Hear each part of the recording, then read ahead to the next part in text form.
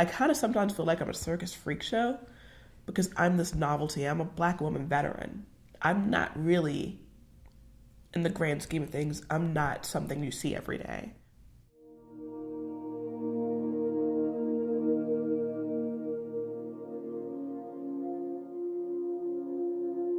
My name is Dottie Guy. I'm an Iraq War veteran. I served as military police in Baghdad, Iraq. I was in the Virginia and Maryland Army National Guard, and I am currently the outreach coordinator for the Oakland Vet Center.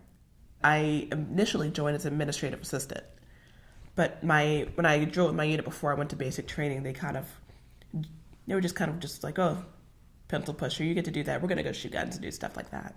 I was like, I want to do that, so I switched my MOS to military police to show them that I could do it. I was a prison guard for high-value detainees in Iraq, and we were basically, I say glorified babysitters. We had to make sure they were fed, had water, didn't die.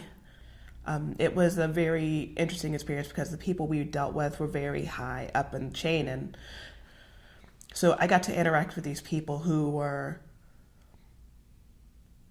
they've did crimes against humanity.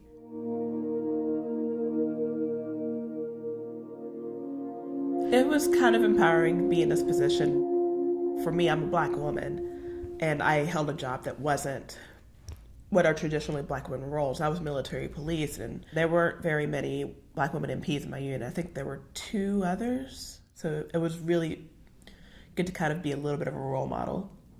I didn't get very much racism towards me. I felt more sexism than racism, but also I felt those pangs of it when we went to Baghdad, when we were getting ready to go, and they were calling the Iraqi people Hajis and ragheads. And it hurt because it was not even 40 years ago.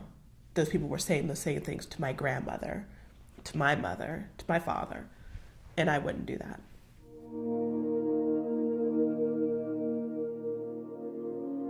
I mean, I was 19 years old on September 11th, and all of a sudden I had to grow up and be responsible and go, protect people and things. And it was really a jarring change. It's not gradual how you usually see, you get skills and you learn, but this was getting thrown into the belly of the beast right away.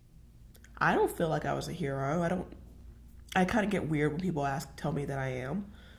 I was doing my job. And I think that's what a lot of vets think, we were just doing our job. We signed up to do it. We knew there was a risk, and we did it.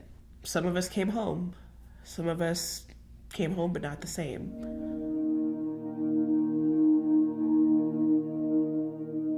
On the other end, I was coming home during Christmas, and I got home in, I think, December 21st, December 22nd. I went to the mall right around Christmas. I didn't really understand how bad it was going to be. And I went shopping for shoes. And I walked around a small L-shaped mall for 3 hours until I broke down crying and made someone pick a pair of shoes for me because I couldn't choose. In Baghdad, the biggest choice I had to make was, do I want to go to the Chow Hall or do I want to go to Burger King? And my biggest responsibility is don't die.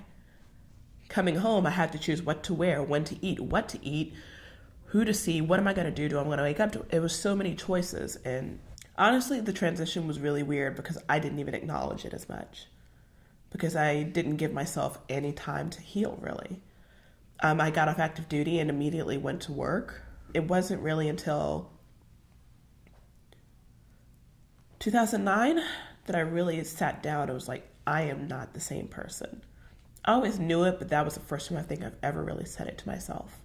There's always going to be a part of me that can't switch off the fact that, I'm not in a war zone, I'm not in the military anymore. I scan rooms all the time. I need to know the entry points, the exit points. I need to see where the door is. I try to stay close to the door just in case I need to leave because I might have a panic attack or something might happen. I still have a little bit of that hypervigilance because of it.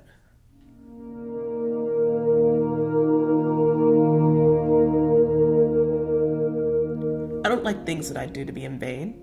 And I thought by turning the bad experiences, the ones that I'm questionable about, into something good, that I'm still continuing my service. For me, going from military police to social work seemed like a very natural progression. Through my own issues, I saw that I could help others because I went through it all. I knew the process. I knew how to get around things if need be. When I first got back, I was recruited heavily by police departments and state troopers, and I was like, I don't want to do that. That's not the only thing that I learned. And I think that's one of the biggest things I'm trying to overcome, is having people realize that just because I was trained to do this job doesn't mean that I'm not capable of doing others. It's a big part of my life, but it's not the only part of my life. And I think there are a lot of veterans who feel the same way. They want their service known, or they want what they've done known, but they don't want that to be the only thing that defines them.